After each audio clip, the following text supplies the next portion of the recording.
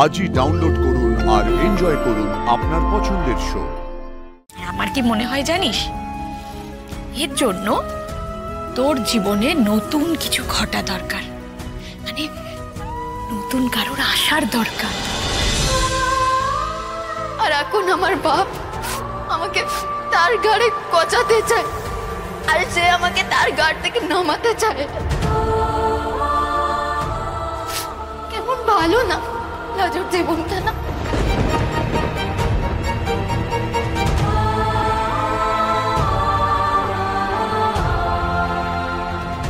মেয়েটাকে কেন আমি এত কথা শোনাতে গেলাম? কি লাভ হলো ওকে এইসব কথা বলে? সত্যি তো আমার মতন ভাগ্য বিপর্যয় ওর জীবনেও ঘটে গেছে। আমার মতো কেন বলছি? আমার থেকে বেশি কিছু হয়ে গেছে ওর জীবনে।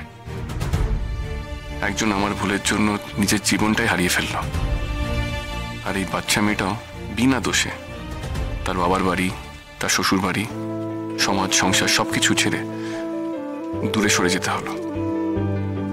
আমরা ওকে আশ্রয় দিয়েছি ঠিকই, কিন্তু এতটুকু কি সম্মান দিতে পেরেছি? উল্টে বাড়ির সবার কাছে ও যে গলগ্রহ হয়ে আছে, উঠতে বসতে সে কথা শুনতে হচ্ছে।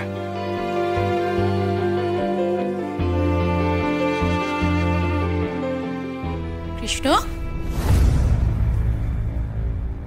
ও মা, এসো।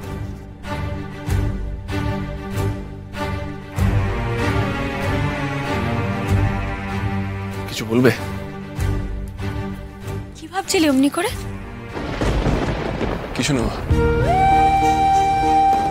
আজকাল আমি ভেবেচিন্তে কিছু বুঝতে পারছি না। সবকিছু কেমন যেন জটিল হয়ে যাচ্ছে। কাল থেকে অফিসের জয়েনিং ভালোই হয়েছে। এই বাড়িতে আমার খুব দম বন্ধ লাগছে। এত কমপ্লিকেটেড চিন্তা ভাবনা আমি করতে পারছি না। দেখ বাবা, এরকম জটিল জটিল বলে লাভ নেই। এই জটিলতাগুলো থেকে নিজেকে বের করতে হবে, কাটাতে হবে জটিলতাগুলো। কাটাতে তো হবে, সেই উপায় খুঁজছি। তোর কাছে আমার একটা আর্জি আছে, না বলবি না বল? মা, তোমার কোনো কথা না বললেও সেসব দিয়ে আমার নাটা কখন টিকেছে? সে তো আমি জানি, তুমি আমার লক্ষ্মী ছেলে। দেখ বাবা, তোর জীবনে একটা দুর্ঘটনা ঘটে গেছে, আমি জানি। এমন একটা দুর্ঘটনা যেটা হয়তো জগতে আর কারোর সাথে কখনো ঘটেনি। একটা দুর্ঘটনা না, দুটো দুর্ঘটনা, আর দুটোই আমি ঘটিয়েছি।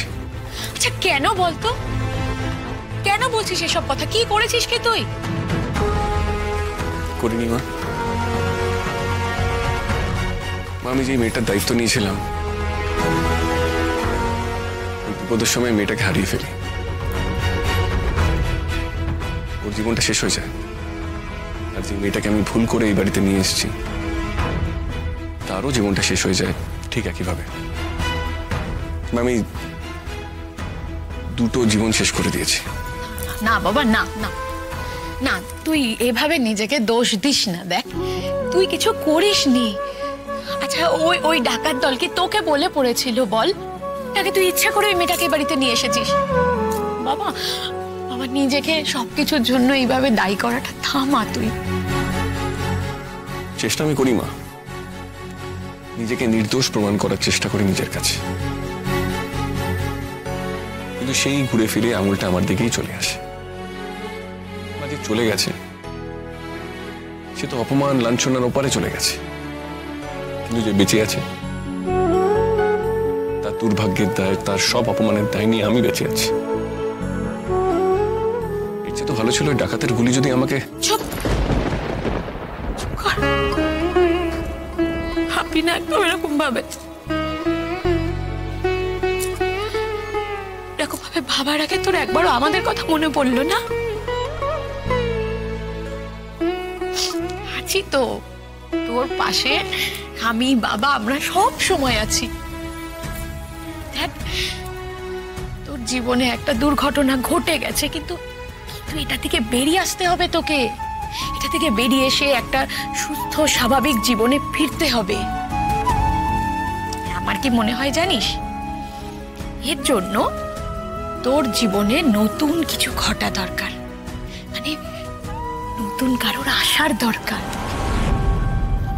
সরি মা, আমি এখনো তৈরি নই নিজের মনে। এভাবে ঘরের কোণে বসে আক্ষেপ করলে আর নিজেকে দোষারোপ করলে তুমি কোনোদিনও তৈরি হবেও না। দেখ, আমি কিন্তু ঠিক করে ফেলেছি, এই অগ্রহায়ণে আমি তোর বিয়ে দেব। বারবার কেন একই কথা বলছো?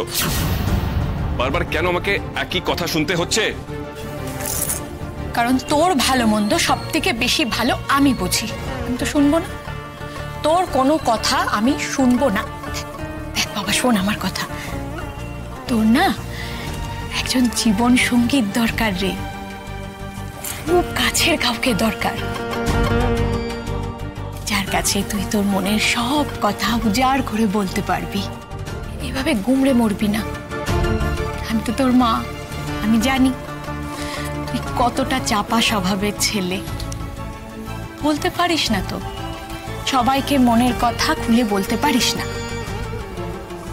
জানিস বাবা, আমি না ভেবেছিলাম বনলতা তোর একদম যোগ্য সঙ্গী হবে, তো না, ঠাকুরের সে ইচ্ছা ছিল না। থাক, ওই অভিশপ্ত রাতের কথা আমি মনে আনতে চাই না, তোকেও মনে করাতে চাই না। দেখ, আমি কিন্তু মেয়ে দেখছি তোর জন্য, আমি ওই ম্যাট্রিমোনিয়াল সাইটে মেয়ে দেখছি, ব্যাস। এবার ওই আত্মীয় পরিজনের মধ্যে চেনা পরিচিত দেখে আমি একদম চাই না মেয়ে আনতে। অত কথা সবাইকে বলার কোনো দরকার নেই বাবা, আমি শুধু চাই বিয়েটা হয়ে যাক, তুই সুখী হো, ব্যাস এইটুকু। বাহ, তুমি চেপে যাবে যে এর আগে আমার আধখানা বিয়ে হয়ে গেছে? এই শোন, চাপবো কেন? বলবো, যেটুকু বলার সেটুকু বলবো। দেখ, একটা কথা মাথায় রাখ, কোনো কিছু তো গোপন লুকিয়ে তো কিছু হচ্ছে না। মা, তুমি এখানে? কেন, কি হয়েছে? খুঁজছিলে আমাকে? হ্যাঁ, নিচে সবাই জড়ো হয়েছে তো। জেঠুমনি বলেছে পুজো কমিটি মিটিং এর আগে আমাদের সবার একবার জড়ো হওয়া দরকার। ছোট ভাই, তুইও চল। জেঠিমুনির আবার কি মিটিং? দেখ, অত আমি জানি না, নিচে যেতে বলেছি, চল না। তুই যে, আমি আসছি। ফাইন। শোন, আমি তোকে এসব নিয়ে পরে ডিসকাস করি, প্লিজ। আমার